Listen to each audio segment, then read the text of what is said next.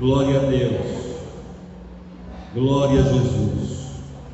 Tem dia que a gente sente Jesus mais perto, não é porque ele fica longe os outros dias, não, é porque a gente está mais sensível, mais receptível à presença de Deus. Como é bom! Eu quero louvar a Deus pelo grupo de evangelismo da Betel, que ontem pela manhã fez um café da manhã na Praça Ferro de Ingomar, um momento evangelístico ali, depois do café da manhã. Bastante pessoas estiveram ali ouvindo a palavra e depois tomando café com a igreja. E eu quero parabenizar, sabe que grupo? Da melhor idade. O grupo da melhor idade estava lá representando a igreja, viu? Uma bênção, parabéns, meninos e meninas da melhor idade, viu? Deus abençoe. E à noite foi o departamento de evangelismo do campo, também na Praça Ferro de Ingomar. Eu estive lá, dei uma palavra, foi uma bênção.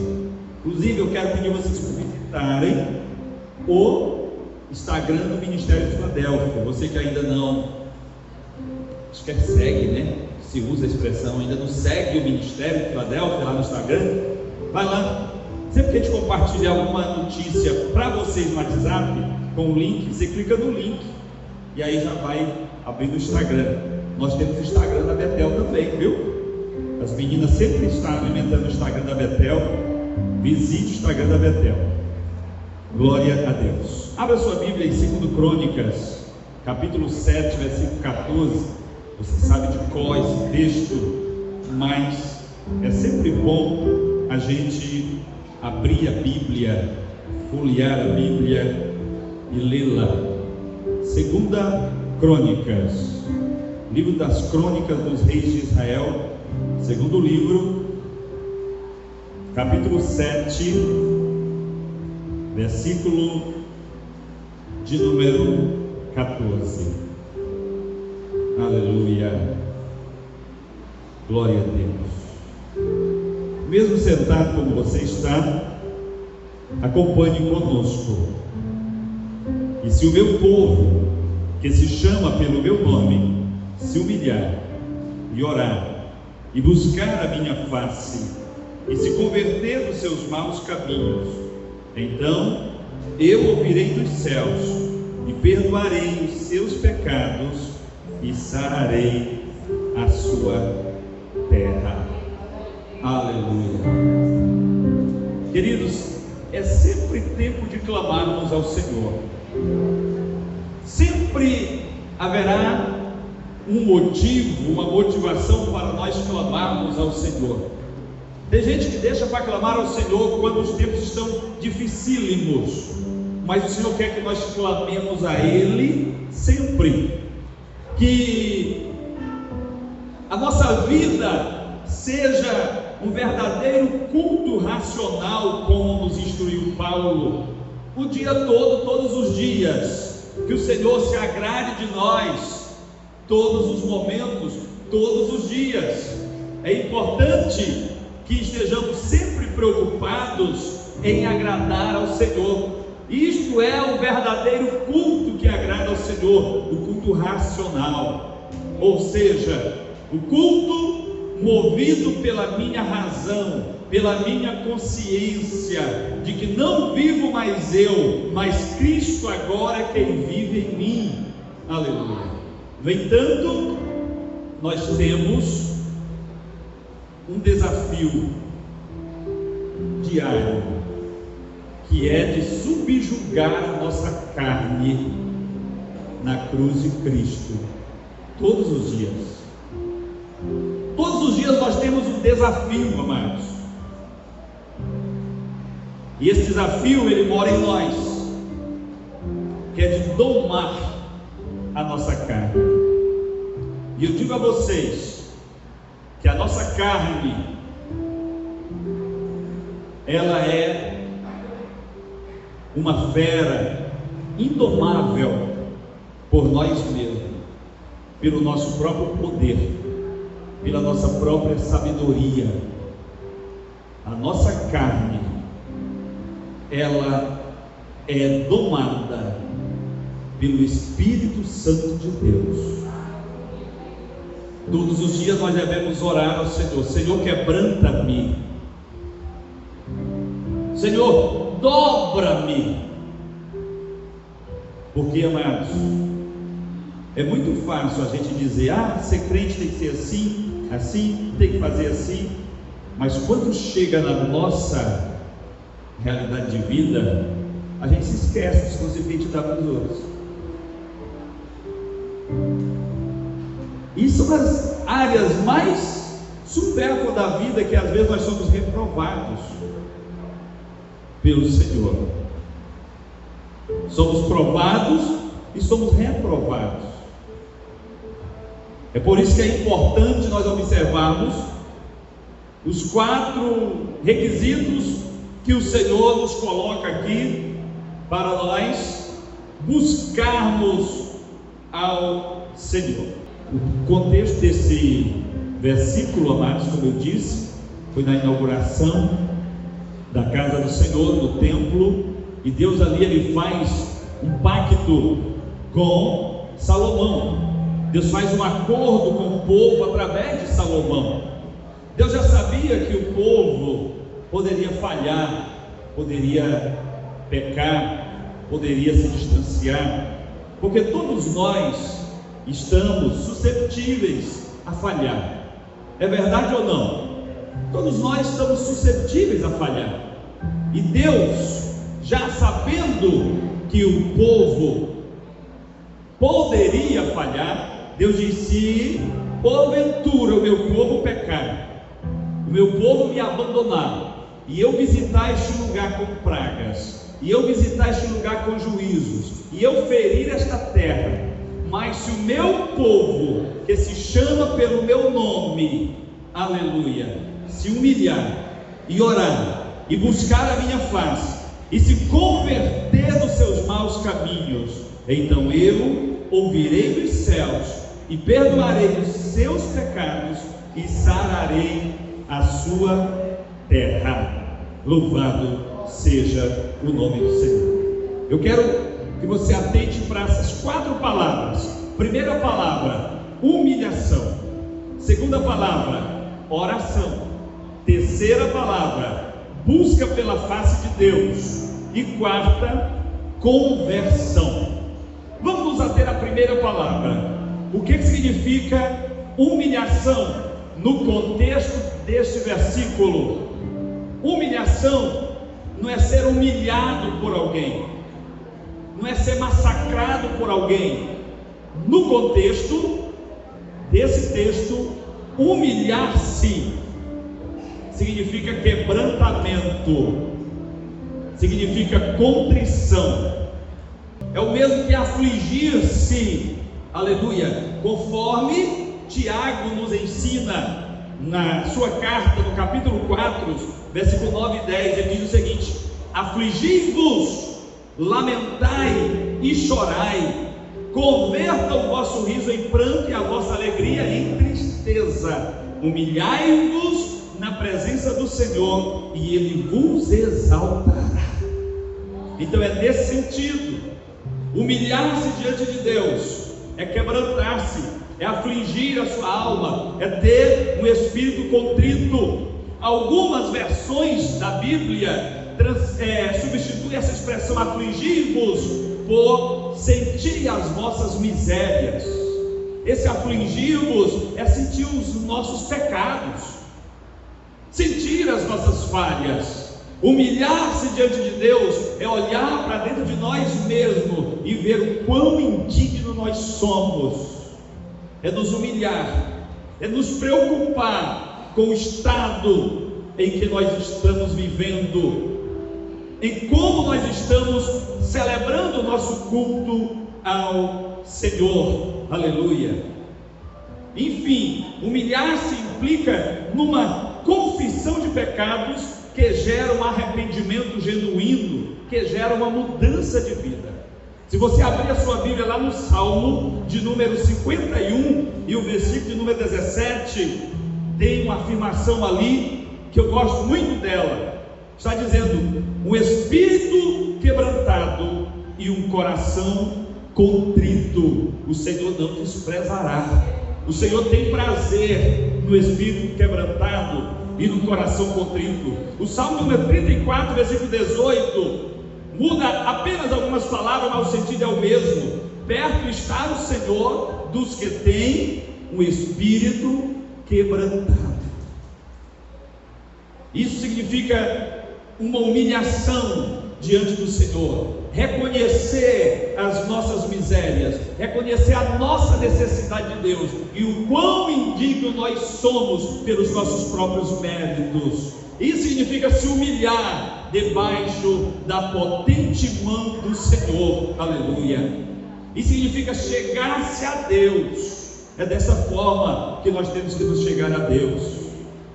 Tem gente que pensa que Deus é um empregado dele e ele determina que Deus faça. A Bíblia não nos ensina isso, queridos. A Bíblia nos ensina a ser dependente de Deus. Aleluia. Deus, ele é poderoso. Deus, ele é majestoso, mas ele se inclina para o espírito contrito, para o coração quebrantado. Aleluia. Primeiro passo, nós precisamos nos humilhar debaixo da potente mão do Senhor. Segunda palavra, nós precisamos orar. Orar é mais do que ter uma simples conversa com Deus. Orar é saber ouvir a Deus, saber ouvir ao Senhor. Porque tem muitas vezes que a gente se ajoelha para orar e a gente só vomita na presença de Deus um monte de palavras, os nossos anseios, os nossos desejos, os nossos projetos, e queremos que Deus faça tudo que nós queremos que Ele faça no tempo que nós queremos. Mas oração também é ouvir ao Senhor. Precisamos aprender a orar. Orar não é só falar, também é ouvir Deus no nosso coração, é meditar na palavra de Deus. Precisamos orar conforme a palavra de Deus, precisamos orar conforme a Bíblia, porque tem até gente que ora por aí, mas está contradizendo a palavra de Deus. Uma certa vez, isso é real, numa igreja que eu congregava, eu ainda não era pastor, uma certa irmã chegou naquela oração matutina das irmãs do Ciclo de Oração e disse: eu quero que vocês orem pela minha filha. A minha filha está namorando um homem casado, eu quero que ele largue a mulher dele e se case com a minha filha. Nós precisamos saber orar, amados. Temos que orar conforme a palavra de Deus. Que coisa mais tola! Então o Senhor quer emprestar não só o seu ouvido, mas o seu coração. Aleluia, para as nossas orações, para as nossas súplicas. Mas antes de nós orarmos, nós temos que ter convicção de que nós temos que nos humilharmos diante do Senhor, orar com contrição, orar com quebrantamento. Não é orar com medo, queridos, porque tem gente que pensa que Deus é aquele ser mau que está com a espada apontada para você, pecador, para cortar o teu pescoço. Não, queridos. Se Ele quisesse fazer isso, Ele não tinha enviado o seu Filho Jesus para morrer na cruz no teu lugar. Ele teria deixado você mesmo pagar pela tua condenação. Mas Ele já pagou o preço do teu resgate. Ele te ama. Aleluia. Ele te ama. Quando Ele olha para você, Ele está contemplando o sangue do seu Filho que foi derramado no Calvário. Aleluia. Louvado seja o nome do Senhor. Então busquemos a graça de Deus, a sabedoria de Deus, para orarmos, que a nossa oração toque o Senhor, o coração do Senhor. Abra as janelas dos céus em favor da nossa família, da nossa causa, da nossa igreja. Glória a Deus. Terceiro aspecto, ou terceira expressão: buscar a minha face. Mas pastor, buscar a face não já está incluso em oração? Também pode estar, mas observe que o Senhor, Ele fez questão de usar essa sequência. Se o meu povo se humilhar, se o meu povo orar, mas o meu povo precisa ir além de orar, precisa buscar a minha face. Irmãos, buscar a face de Deus é uma figura de linguagem usada nas Escrituras para expressar uma comunhão íntima com Ele, uma comunhão mais profunda com Ele. Significa intimidade com Ele. Não é só você jogar assim: eu entrego isso nas tuas mãos, tu quiser, tu faz o que tu quiser, eu não vou mais pedir, não vou mais orar. Eu já cansei de orar pelo meu filho, eu já cansei de orar pelo meu marido, eu já orei. Não, irmãos. Buscar a face do Senhor é ir ao fundo do poço, é ir lá onde está a água jorrando, aleluia, é descer e prescrutar, aleluia, o coração de Deus em nosso favor, é não desistir, buscar a face do Senhor. Eu vou aqui usar uma ilustração interessante. Você se lembra daquela mulher cananeia que estava andando após Jesus, dizendo: Jesus, tem misericórdia da minha filha, a minha filha está terrivelmente endemoniada, Jesus, Jesus, Jesus. E Jesus fazia de conta que não estava se incomodando com aquele clamor. E as pessoas olharam para Jesus e pensaram, começaram a julgar a Jesus. Jesus não é tão sensível assim. O que está acontecendo com Jesus? O que está acontecendo com o mestre? A ponto de me dizer: mestre, despede essa mulher, nós não aguentamos mais esse barulho, esse clamor, esse choro. Tu não estás ouvindo, Senhor? E Jesus, querendo dar uma lição para mim e para você, ele diz: não é a minha prioridade. Eu não vim, senão para a casa de Israel, para as ovelhas.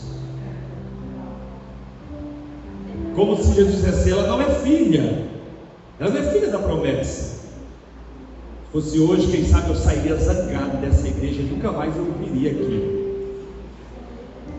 Mas sabe o que aquela mulher disse? Senhor, olha só, e ele não disse só que ela não era filha, ele disse assim: não é bom que tire o pão dos filhos e dê para os cachorrinhos. Olha só, amados. E aquela mulher disse: Senhor, os cachorrinhos também. Irmãos, e a Bíblia diz que ela foi adorar. Quanto mais a pancada forte, ela se humilhou mais ainda. Ela se prostrou e disse: Senhor, os cachorrinhos também se alimentam das migalhas que caem da mesa. Isso é buscar a face do Senhor, irmãos. Isso é buscar. Às vezes você está indignado porque já orou uma vez, 2 vezes, 10 vezes, orou 3 anos e a resposta não veio, e você já está jogando a toalha. Eu não vou mais orar, não vou mais pedir. Deus sabe do que eu preciso. Clame, busque a face do Senhor com humildade, com humilhação. Aleluia, aleluia. Nunca é demais orar, irmãos, nunca é demais. Aleluia. As lágrimas dos seus servos estão como em taças de ouro na presença do Senhor. As tuas orações, aleluia, elas estão chegando lá, elas estão sendo depositadas ali. Busque a face do Senhor, seja de joelho, seja deitado, seja se arrastando. Busque a face do Senhor, entregue o teu caminho ao Senhor, confia nele e o mais ele fará. Isso é buscar a face do Senhor, é buscar até você encontrar, é buscar até você sentir, é buscar até você receber. Isso é buscar a face do Senhor. Aleluia. O profeta Jeremias, no seu livro, no capítulo 29 e versículo 13, ele registra: buscar-me-eis e me achareis quando me buscardes de todo o vosso coração. Você está compreendendo agora a importância de buscar a face do Senhor? É buscar de todo o coração. Está doendo, está machucando, mas eu continuo buscando, eu continuo sendo fiel ao propósito, ao chamado de Deus para a minha vida. Aleluia. E a segunda palavra fala de conversão. Observe o texto diz: se o meu povo se humilhar, se o meu povo orar, se o meu povo buscar a minha face. Aleluia. Muito bonito, muito bom o progresso até aqui. mas ainda não é o suficiente. O meu povo precisa se converter dos seus maus caminhos, porque tem gente que até vem para a igreja, tem gente que até se entrega a Cristo, tem gente que até se integra à igreja, ao corpo de Cristo, mas ele não experimenta a verdadeira conversão. Precisa se converter, precisa se humilhar, precisa orar, precisa buscar a face do Senhor até encontrar, e precisa se converter dos seus maus caminhos. Quais são os maus caminhos, amados, que está roubando a minha comunhão com Deus? Pode ser dos meus pensamentos, pode ser dos meus desejos, pode ser nos meus hábitos, nos meus vícios de linguagem, pode ser nas minhas práticas corriqueiras. Às vezes a gente pensa que os maus caminhos estão só no adultério, na fornicação, na bebedeira, no assassinato, em ser, quem sabe, viciado em pornografia, em drogas. Isso também é um mau caminho, mas o mau caminho pode estar no nosso coração, nos levando para o despenhadeiro, roubando a nossa comunhão com Deus, o nosso devocional diário, a nossa leitura bíblica, roubando a nossa identidade como cristãos. Aleluia! O Espírito Santo, ele quer brilhar através de você no teu dia a dia. Ele quer que as pessoas olhem para você e digam assim: você é crente, não é? Eu bem desconfiei que você era crente.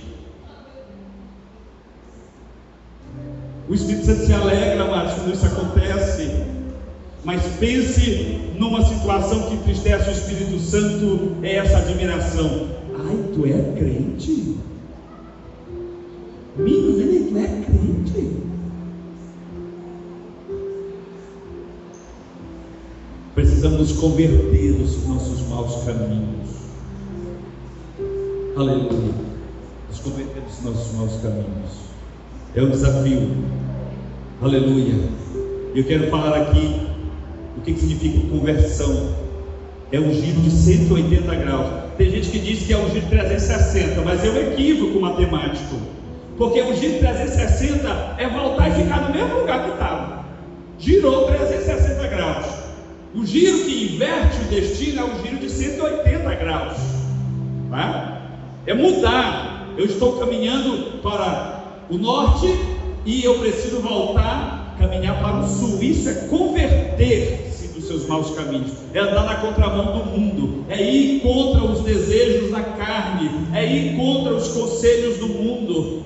Converter os seus maus caminhos é conforme o capítulo 8 de Neemias. O povo começou a ouvir a palavra da lei, o povo começou a ouvir a leitura ali das palavras da lei de Moisés, começaram a chorar, se arrepender dos seus pecados e começaram a se humilhar diante do Senhor, arrepender-se dos seus maus caminhos. É o que nós encontramos lá em Atos no capítulo 2, já no finalzinho do capítulo, quando as pessoas ouviram ali no dia de Pentecostes a descida do Espírito Santo e o discurso de Pedro. Eles perguntaram depois para Pedro: irmãos, varões, o que nós devemos fazer? E então Pedro diz: convertei-se dos vossos maus caminhos, arrependei-se dos vossos pecados e voltem-se para Deus. Louvado seja o nome do Senhor. Nós precisamos nos converter de fato, queridos. A história conta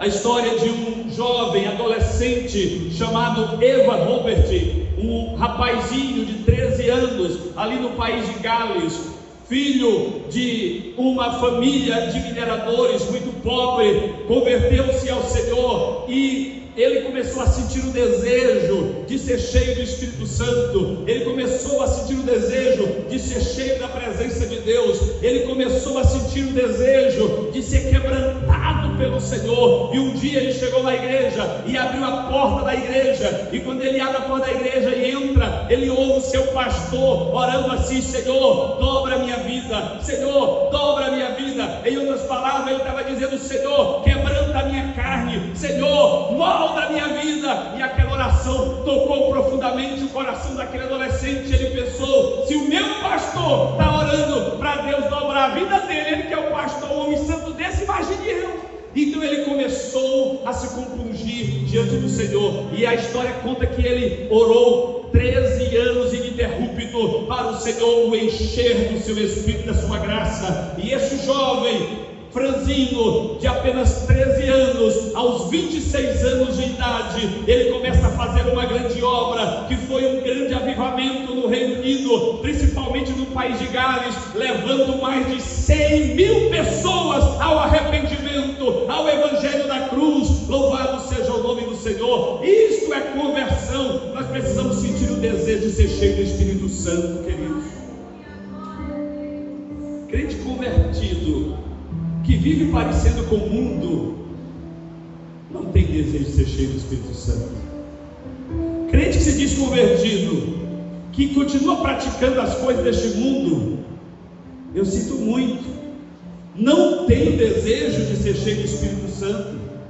Por que nós não temos mais batismo do Espírito Santo praticamente nos nossos dias, na nossa geração? Porque o Espírito Santo se cansou de batizar? Não, queridos, é porque nós não estamos mais ansiosos, desejosos, nós estamos tão conformados com este mundo, nós estamos crentes assim, tão seculares hoje, que não nos incomoda mais não ser batizado com o Espírito Santo. Até uma década atrás, para ser consagrado ao diaconato, precisava ser batizado com o Espírito Santo. De tanto ficar escasso o batismo com o Espírito Santo, abriu-se uma exceção. Agora pode batizar pode consagrar o diaconato uma pessoa que não é batizada com o Espírito Santo. Por quê, pastor? Porque senão não tem mais consagração de diaconato. As pessoas não buscam mais, não estão mais com sede. Daqui um dia vão abrir para o presbitério também. No andar da carruagem que nós estamos indo, daqui um dia vai ter que consagrar presbítero não batizado com o Espírito Santo, porque não tem mais batismo com o Espírito Santo na igreja. Não buscamos mais, não estamos mais desejosos, estamos indo de ladeira abaixo, queridos. Quanto aos dons espirituais, quanto às manifestações do Espírito Santo na nossa vida, nós precisamos buscar, desejar, assim como Eva Robert, assim como William Seymour, aquele americano lá da Rua Azusa, que começou a buscar, que começou a desejar, até que o Senhor, através dele, trouxe um grande avivamento para a Rua Azusa. Ele que era um daqueles movimentos da santidade, deu origem ao maior movimento pentecostal, as Assembleias de Deus nos Estados Unidos e posteriormente no Brasil. Louvado seja Deus. O avivamento que trouxe Daniel Berry e Navire para uma terra que eles nunca tinham visto. Nós precisamos desejar e buscar. O Senhor quer avivar a sua obra, o Senhor deseja avivar a sua igreja, começando de você, aleluia. Ao invés de ficar horas na frente do espelho, vendo a sua performance, a sua silhueta, vai para os pés do Senhor. Ao invés de ficar horas na frente do espelho olhando o seu peitoral, nós vivemos uma época de vaidade também dos marmanjos, olhando os bíceps, olhando o peitoral, malhando. Vai malhar a tua alma na presença do Senhor. Diga: Senhor, usa-me como o Senhor usou Eva Robert, usa-me como o Senhor usou William Seymour, Senhor, usa-me como o Senhor usou Billy Graham, Senhor, usa-me. Não se conforme em estar nessa mediocridade, não, queridos. Deus quer usar você como instrumento para a tua geração.